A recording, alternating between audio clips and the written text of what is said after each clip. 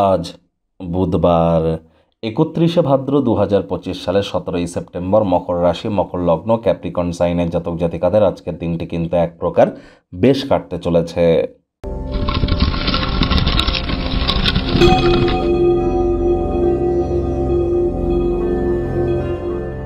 ভিডিওটির শুরুতেই স্ক্রিনে আপনারা দেখতে পাচ্ছেন বুধ গ্রহের বীজমন্ত্র ওম ব্রাং ব্রিং ব্রং স বুধায় নামা।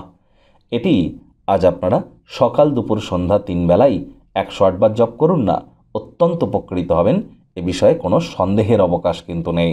আর হ্যাঁ বন্ধুরা, আজ কিন্তু আমরা ইন্দিরা একাদশী, আবার আজকের দিনেই কিন্তু বিশ্বকর্মা পূজা এবং আমরা পরিলক্ষিত করতে চলেছি একই সাথে কন্যা সংক্রান্তি, অর্থাৎ সূর্যও কিন্তু আজ রাশি পরিবর্তন করে বুধের সাথে সম্মিলিত হয়ে বুধাদিত্য যোগও তৈরি করবে। তাহলে ঘটনাবহুল একটি দিন, আধ্যাত্মিকতার পরিপ্রেক্ষিতে অত্যন্ত মাহাত্ম্য রাখে আজকের দিনটি। তাহলে আজকের দিনটিতে আপনারা অবশ্যই সাত্ত্বিক জীবনযাপন গ্রহণ করুন। বিশ্বকর্মা পূজায় যারা নিমজ্জিত আছেন অবশ্যই থাকুন।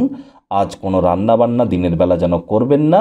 চেষ্টা করুন যতটা সম্ভব চিড়ে, দই, পান্তা ভাত বা কোনো প্রকার ফলমূল খেয়ে থাকা যায়, এটি আপনাদের ক্ষেত্রে বেটার হতে চলেছে।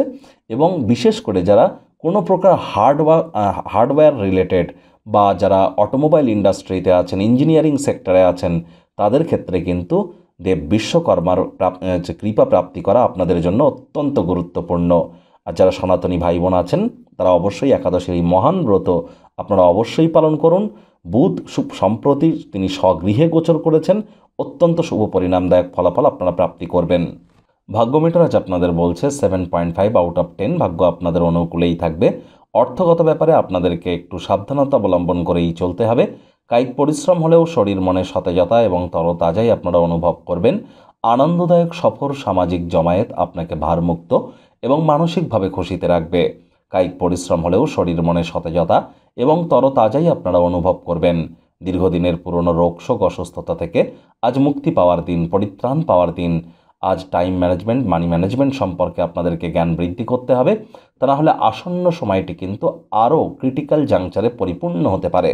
নতুন উদ্যোগ পরিকল্পনাকে পিছিয়ে দিন। চাকরিজীবী যারা আছেন তাদের কিন্তু অফিসের পরিবেশ এক প্রকার ঠিকঠাক। বস কলিগদের সাথে ভাব ভালোবাসা বাড়বে, কর্মে গতি অনুভব করবেন। নিজের মেধা, দক্ষতা, ট্যালেন্টের দৌলতে প্রশংসার পাত্রপাত্রীও আপনারা কিন্তু হতেই পারেন।